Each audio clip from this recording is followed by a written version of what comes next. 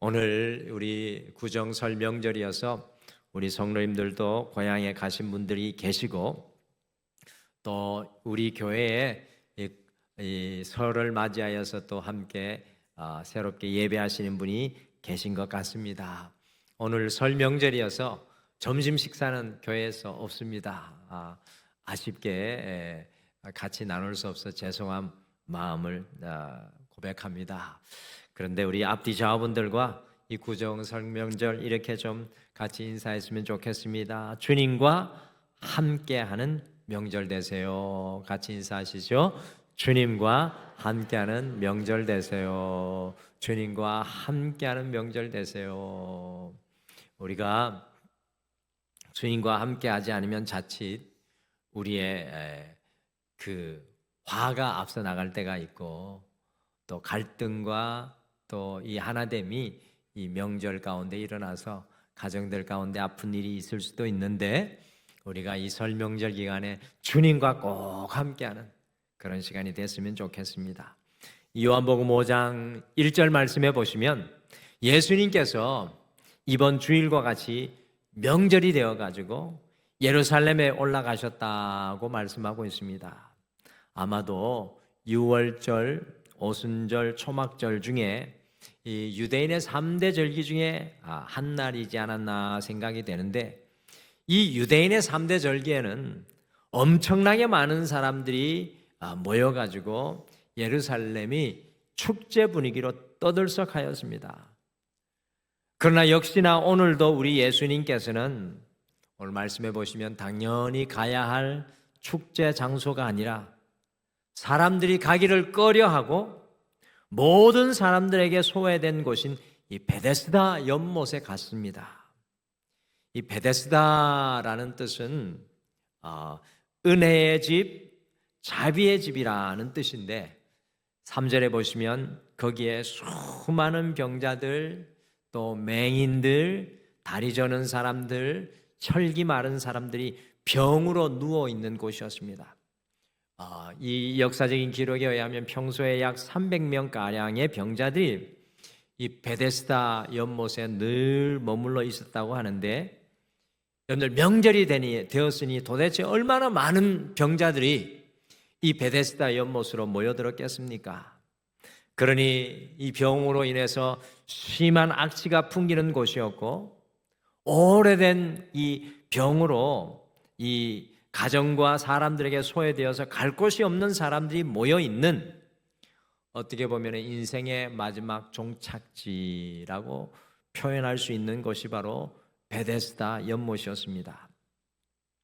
우리 예수님께서는 유대인의 명절에 다른 사람과 같이 축제의 자리로 간 것이 아니라 모든 사람들이 피하는 곳으로 오히려 당신의 발걸음을 돌리셨습니다. 도대체 왜 병자들이 이 베데스다 연못가에 이렇게 모여 있는 것일까요? 3절과 4절에 보시면 그 이유는 천사가 가끔 물에 내려와 물을 움직이게 할 때 그것을 보고 제일 먼저 물에 움직이는 것을 보고 제일 먼저 들어가는 사람은 어떤 병이 걸렸든지 간에 낫게 된다는 전설이 그 베데스다 연못에 내려오고 있었기 때문입니다. 실제적으로 병이 낫는 것보다 하나의 미신적인 낭설이 이 성전과 가까운 이 베데스다 연못에 오래전부터 전해졌던 겁니다. 여러분 한번 상상해 보십시오. 같이 상상해 보실까요? 그러니 이 베데스다 연못의 분위기가 어떠했을까요? 평소에 300명이 모여있던 곳이 사람들로 가득 차게 되었어요. 어떤 분위기가 연출되었을까요? 제일 먼저 물에 들어가야 고침받는다는 소문 때문에 거기에 있는 모든 사람들은 서로가 서로에게 경쟁자요 이 적이었습니다. 왜냐하면 오직 1등만이 혜택을 입기 때문이었습니다.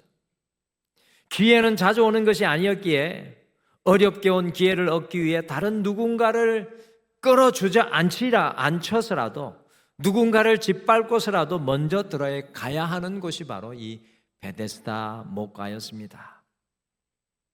자비의 또 은혜의 집이라고 불리는 베데스다는 아이러니하게도 사실은 은혜와 자비가 없었고 오히려 무자비의 집, 잔인한 집, 이기주의의 집, 무질서의 집이었습니다.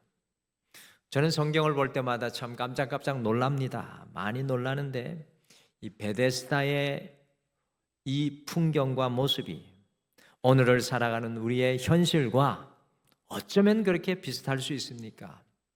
모든 사람들에게 다 소외되고 모든 사람들이 꺼려하는 이 베데스다 연못이 우리의 삶의 현실과 너무나 닮아 있다는 것입니다. 1등과 1등급이 아니면 살아남을 수 없는 시대이고 무자비한 성과와 비교에 의해 고통스러운 상대평가가 기다리는 이 시대입니다.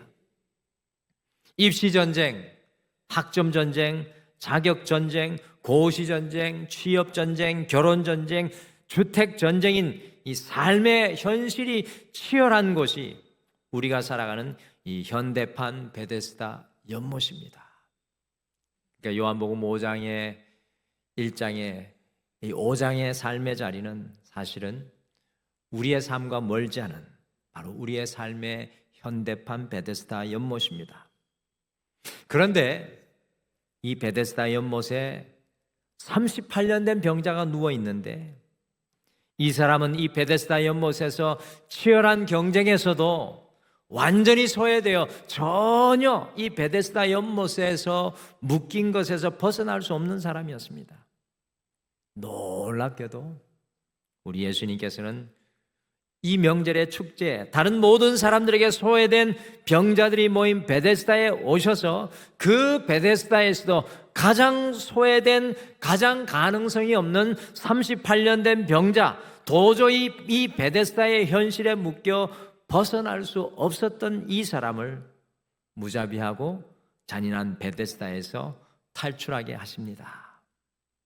저는 오늘 이 말씀을 묵상하면서 그래서 복의 통로 7번째 시간인 오늘 이 주일에 이런 제목을 마음에 품고 말씀을 준비했습니다.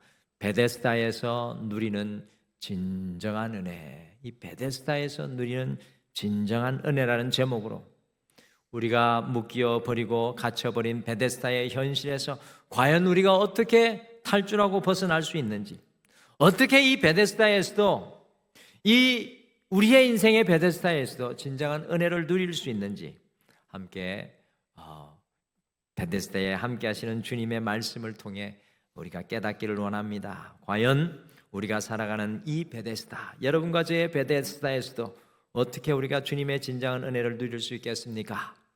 진정한 은혜 첫 번째입니다. 우리 같이 한번 화면으로 같이 읽어보실까요? 같이 읽겠습니다. 시작.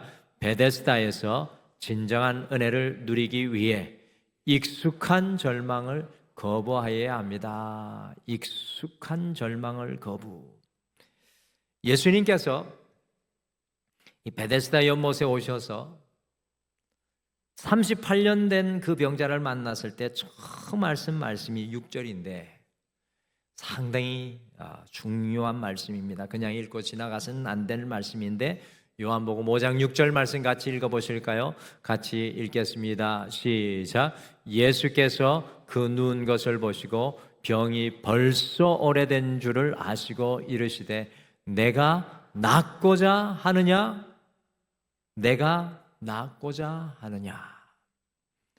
예수님께서 이 38년 된 병자를 만나 처음 건넨 질문이 내가 낫고자 하느냐라는 그 질문이었습니다. 만약에 이 사람이 20대 초반에 병들었다고 생각해 보십시오. 그래서 38년 동안 병이 들어 누워 있었다면 지금 시연이 다 된 나이에 되어 있는 사람이겠죠. 아픈 사람의 절실한 바람이 병이 낫는 것이지 물어보고 자시고 할 것이 무엇이 있겠습니까? 그러나 다른 한편으로 오늘 이 베데스다의 못에 있는 이 사람을 생각해 보면 38년 동안 병치레를 하면서 치유를 경험하지 못한 채 베데스다에 버려져 아주 누워버린 지금 이 사람은 나을 소망을 완전히 포기하고 절망 가운데 앉아 하루하루를 국어를 바라보며 살아가고 있었을지도 모르겠습니다.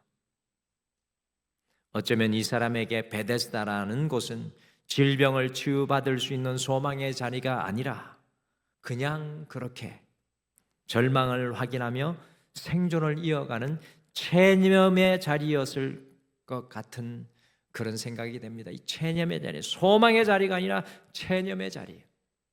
앞에 화면에 보시면 영국의 런던 내셔널 갤러리에 걸려있는 그림으로 바르톨로메 에스타벤 무리뉴라는 화가가 이 베데스다 연못가에서 38년 된 병자를 만나는 예수님을 그린 그림입니다. 치유받을 소망이 아니라 그저 절망 중에 생존을 이어가는 병자의 모습이 아주 잘 묘사가 되어 있습니다. 앞에 보시면 38년 되어 누워있는 사람에게서 베데스다는 아스라이 저 먼 곳에 있고 그저 자리를 깔고 구걸하는 접시를 놓고 예수님께 구걸하고 있으나 예수님께서는 빈손을 펴 보이시며 오늘 말씀하는 겁니다. 내가 낫고자 하느냐? 내가 낫고자 하느냐? 예수님께서는 많은 순간에 우리가 요구하는 것이 아니라 예수님께서는 많은 순간에 여러분과 제가 요구하는 것이 아니라 우리에게 진정으로 무엇이 필요한지를 보게 합니다. 신앙은 우리의 인생에서 우리의 필요를 넘어서서 주님이 우리의 인생의 본질을 보게 하신다는 것입니다. 어떤 책에서 읽었는데 상담하는 상담사가 늘 자살 충동을 느끼며 깊은 절망 속에서 스스로를 자해하는 학생을 상담하면서 어느 날 이런 질문을 합니다. 정말 살고 싶어 상담하러 왔느냐? 절망이 익숙한 삶의 스타일이 되어버린 우리 시대의 아픔을 발견하게 됩니다. 오늘 사실 이 베데스다의 포로가 되어서 묶여있는 이 38년 된 병자는 익숙한 절망으로 아무런 소망을 가지지 못하고 그저 생존으로 연명해 가는 인생의 대표입니다. 이 사람에게 필요한 것은 돈도 아니고요. 이 사람에게 필요한 것은 직장도 아니었습니다. 지금의 절망의 자리를 거부하는 본질적인 치유가 필요한 겁니다. 그러기에 우리 예수님께서 그 영혼을 찾아가셔서 물으셨던 겁니다. 내가 낫고자 하느냐? 이 영혼의 전 인생을 뒤흔드는 본질적인 질문입니다. 내가 낫고자 하느냐? 38년의 질병으로 영혼 깊이 절망의 병에 사로잡힌 이 사람에게 이대로 살 수 없다는 새로운 열정을 예수님께서 불러일으키시는 것입니다. 우리가 베데스다에서 우리의 이 인생의 베데스다에서 진정한 은혜를 누리기 위해서는 우리 안에 은근히 자리 잡은 익숙한 절망을 거부해야 합니다. 여러분과 제가 이 땅에 살아오며 고개 숙이고 좌절하며 체념한 그 익숙한 절망을 주님 앞에 거부해야 합니다. 사실은 여러분들 이런 절망을 우리 홀로 이길 수가 없습니다. 여러분들 38년 치유되지 않는 그 병 앞에 절망하지 않을 인생이 누가 있겠습니까? 그렇지 않습니까? 아무리 노력해도 취직이 되지 않고 아무리 다시 일어서 보려고 해도 일어설 수 없는 그 절망을 우리 홀로 이길 수 없다는 사실을 우리는 너무나도 잘 압니다. 그러기에 우리는 주님 앞에 나아가야 하는 것입니다. 믿음이 바로 그것입니다. 나는 할 수 없지만 나를 하게 하시는 주님 앞에 나아가야 합니다. 나 정말 낫고 싶어요. 나 정말 변화되고 싶어요. 나 정말 나를 묶어놓은 이 베데스다에서 탈출하고 싶어요. 사랑하는 성도 여러분, 이번 한 주 주님께서 우리를 찾아와 매일 하시는 말씀 우리가 듣기를 원합니다. 내가 낫고자 하느냐? 여러분들 이 질문을 우리의 가슴 속에 품고 익숙한 절망에 고개 숙이며 체념한 그 자리에서 주님의 손을 붙잡을 수 있는 여러분과 제가 되기를 간절히 축복합니다. 우리 옆에 분에게 들려주세요. 내가 낫고자 하느냐. 옆에 분에게 한번 들려주십시오. 내가 낫고자 하느냐. 아멘. 진정한 은혜 두 번째, 우리 같이 한번 읽어보실까요? 같이 읽겠습니다. 시작. 베데스다에서 진정한 은혜를 누리기 위해 익숙한 해답을 거부해야 합니다. 익숙한 해답을 거부해야 합니다. 예수님의 내가 낫고자 하느냐라는 질문에 38년 된 병자는 7절의 말로 대답을 했습니다. 6절과 7절은 주님 앞에서 주님이 우리에게 던지는 질문과 우리가 주님 앞에 늘 하는 질문, 대답입니다. 그래서 되게 중요한 말씀이에요. 우리 7절 같이 읽어보실까요? 같이 읽겠습니다. 시작. 병자가 대답하되 주여 물이 움직일 때 나를 못에 넣어주는 사람이 없어 내가 가는 동안에 다른 사람이 먼저 내려가나이다. 오늘 이 38년 된 병자는 내가 낫고자 하느냐라는 예수님의 질문에 예, 아니요라고 간단하게 대답할 수 있었습니다. 간단한 질문 아닙니까? 그러나 이 사람은 아주 길게 대답합니다. 영어로 보면 시작이 이렇습니다. I have no one. 주님, 제게는 아무도 없어요. 나를 물에 넣어줄 단 한 사람도 없습니다. 그래서 내가 물로 억지로 가는 동안에 먼저 다른 사람들이 물에 들어갑니다. 완전히 예수님의 질문에 오답을 하고 있습니다. 이것이 바로 우리의 익숙한 해답이에요. 우리는 우리의 변명만 늘어놓습니다. 이 사람은 환경을 탓하고 다른 사람을 탓하며 나는 나을 힘이 없습니다, 가진 것이 없습니다라는 우리 모든 인생들에게 터져나오는 지극히 익숙한 대답으로 내가 낫고자 하느냐는 주님의 질문에 사실은 아니요라고 대답하고 있습니다. 그럴 수 없습니다라고 대답합니다. 우리는 너무나 자주 외부에서 우리의 불행의 원인을 찾으려고 합니다. 남의 탓을 하며 문제의 해결을 우리 안에서 찾지 않고 다른 사람에게서 찾으려 하는 것이 우리 모든 인간의 공통적인 모습입니다. 제가 영국에서 4년간 이렇게 제 본 직업을 찾았습니다. 학생으로 살았기 때문에 이 재정적인 서포트를 위해서 제가 한 일이 있었는데 제 4년간의 일이 뭐냐면 이 자메이카와 이 스코틀랜드의 사람의 피가 섞인 영국 사람인데 자메이카 사람이 흑인이잖아요. 그러니까 흑인이에요.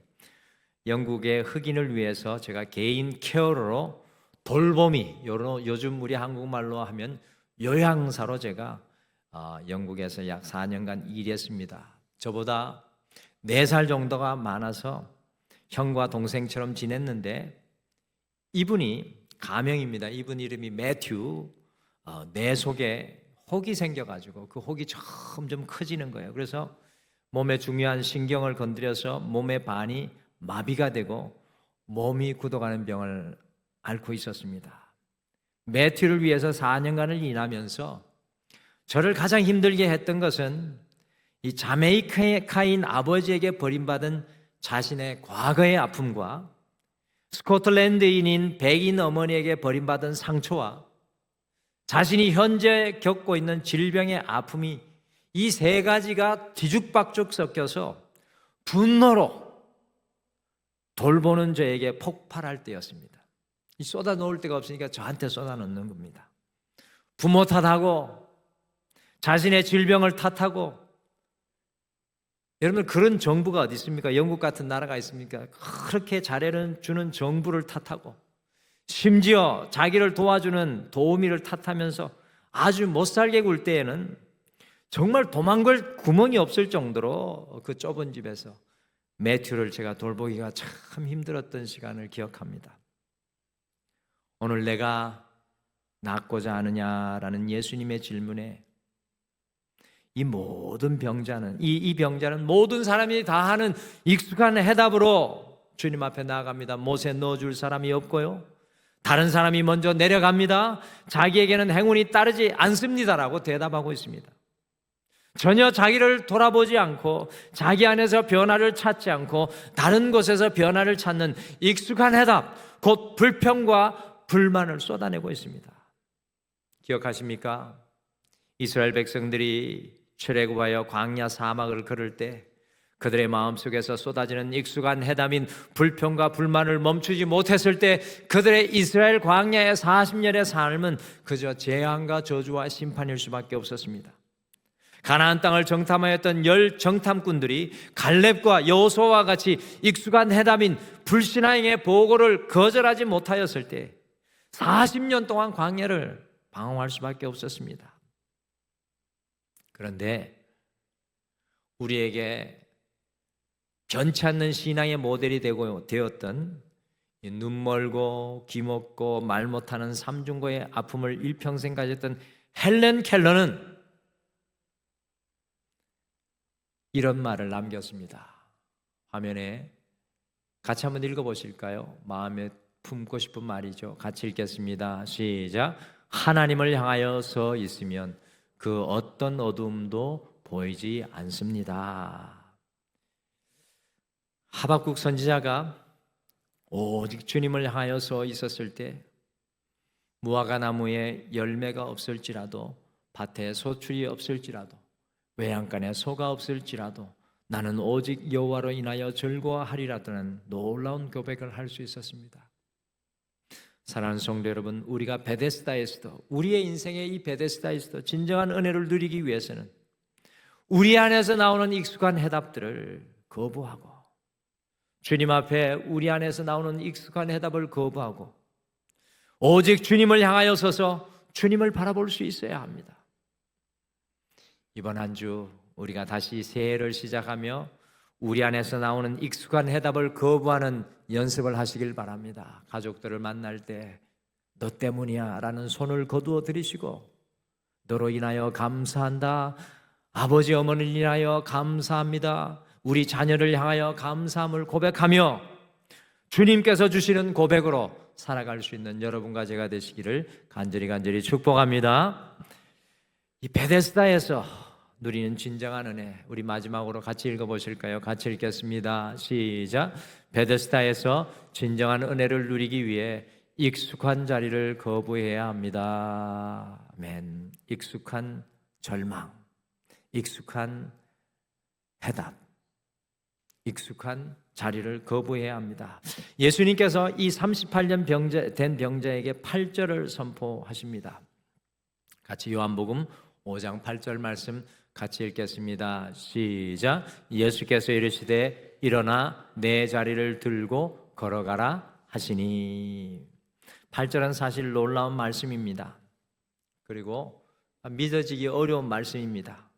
어떻게 38년 동안 한 번도 걷지 못하고 누워 지냈던 사람, 다리의 모든 근육이 다 빠지고 다리가 굳어버리고 다리가 붙어버린 사람에게 일어나서 걸으라고 말씀하셨겠습니까? 이 사람의 신경이 돌아오고 다리의 감각이 돌아온다 할지라도 만약에 물리치료를 받아 굳은 다리를 풀어내려면 도대체 얼마나 걸리겠습니까? 우리 성도님들 중에도 그 아픔을 경험한 분이 계시잖아요.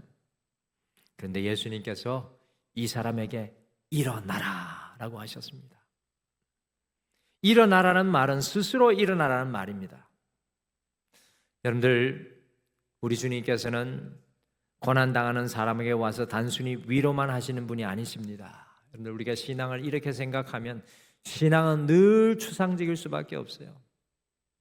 여러분들, 우리의 신앙은 마음에 상처 입었을 때 그냥 와서 위로만 받는 그런 것이 우리의 신앙이 아닙니다. 우리의 신앙은 스스로 일어나게 하시는 능력의 주님을 경험하는 것입니다.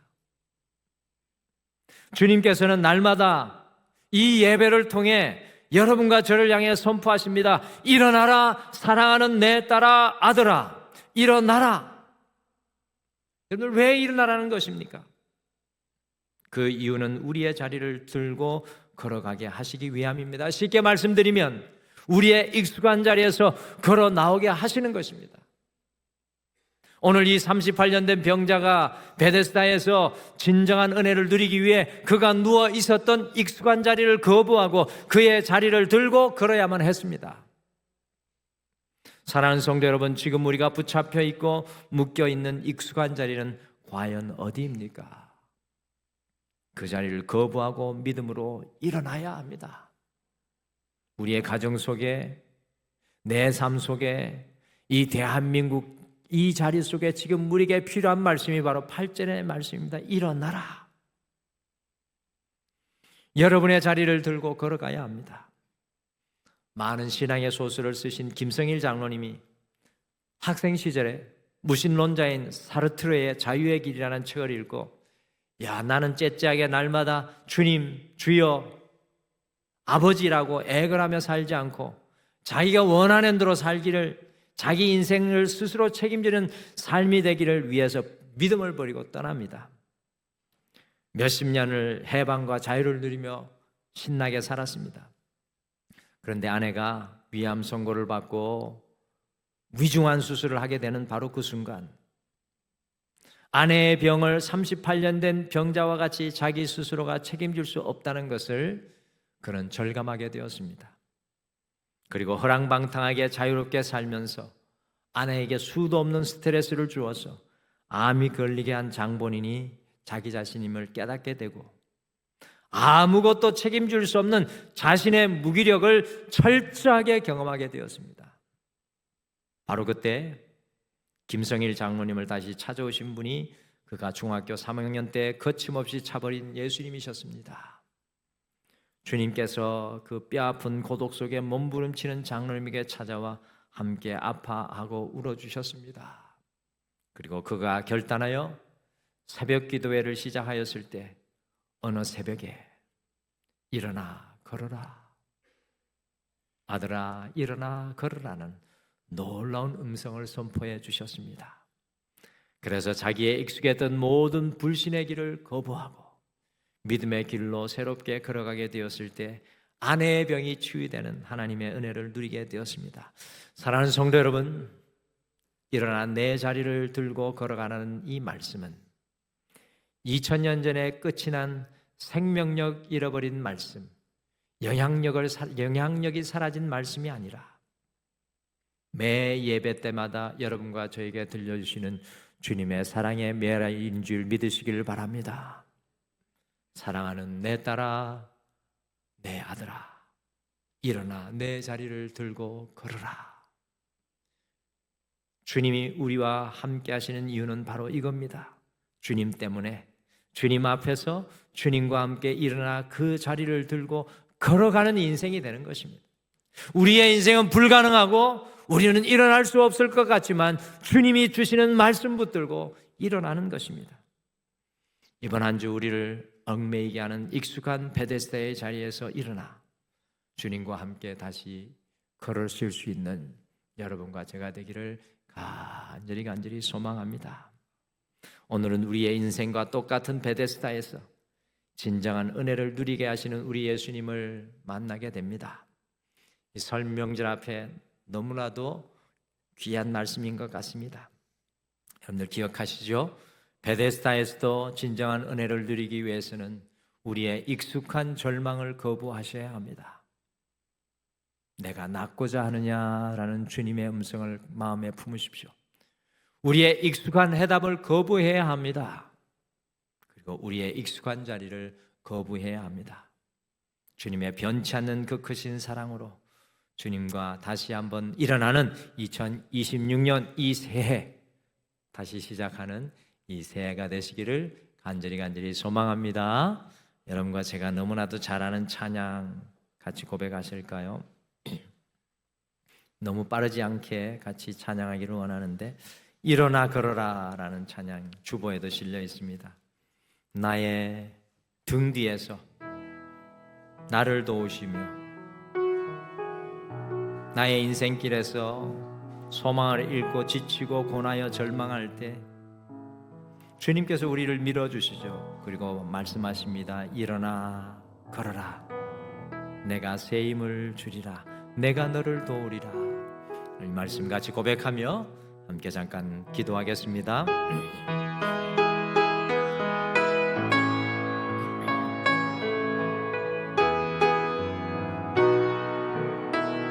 나의 등 뒤에서 나의 등 뒤에서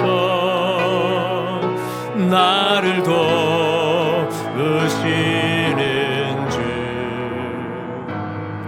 나의 인생길에서 지치고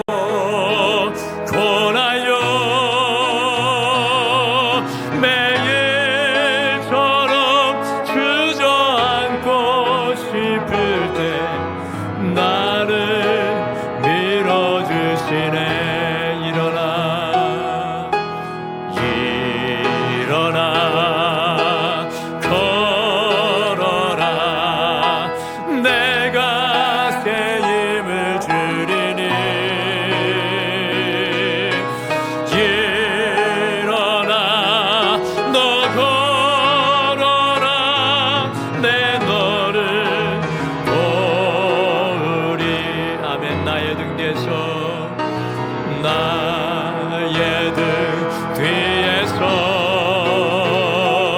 나를 도우시는 주 평안히 길을 갈 때 보이지 않아도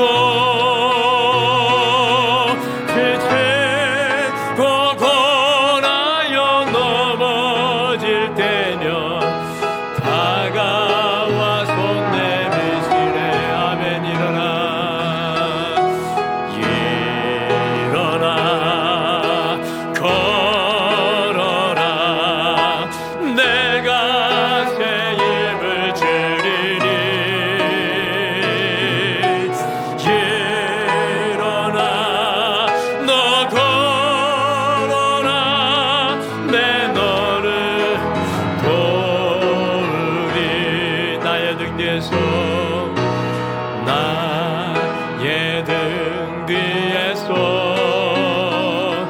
나를 도우시는 주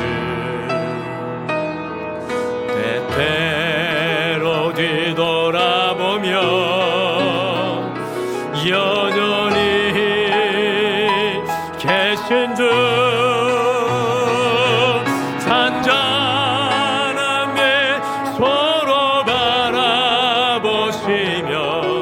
나를 재촉하시네. 아멘. 일어나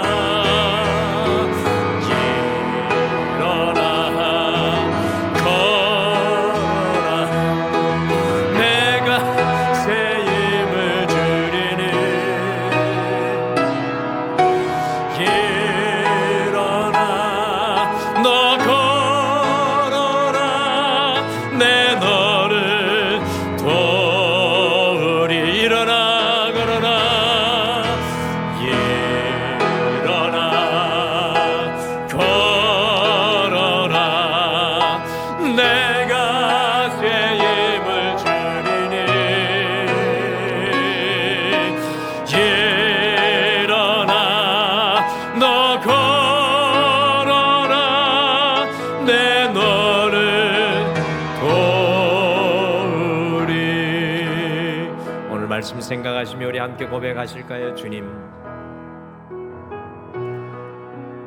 이 38년 된 병자와 같이 주님은 내 앞에 서서 내가 낫고자 하느냐라는 말씀을 선포하시는데 익숙한 절망에 고개 숙이며 내 삶의 자리에서 익숙한 해답으로만 불평하며 원망하는 나의 연약함을 긍휼히 여겨주시고 이제는 주님과 함께 다시 일어날 수 있도록 이 절망을 거부하며 나의 불평과 원망을 넘어 믿음을 향한 고백을 향해 나아가게 도와주시옵소서. 우리 오늘 말씀 생각하며 잠깐 고백하며 기도하겠습니다. 아버지 하나님,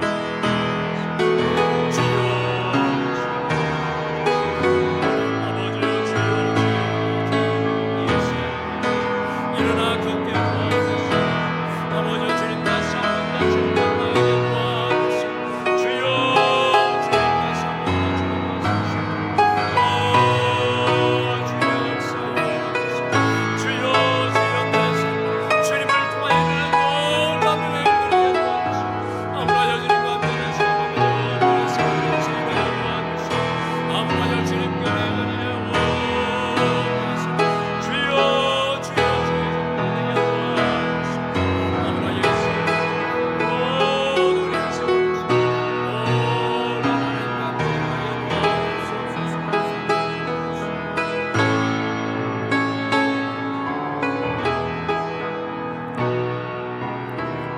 일어나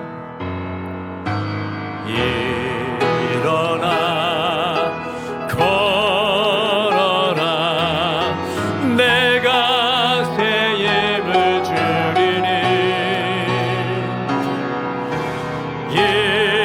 일어나 너 걸어라 내 너를 도우리.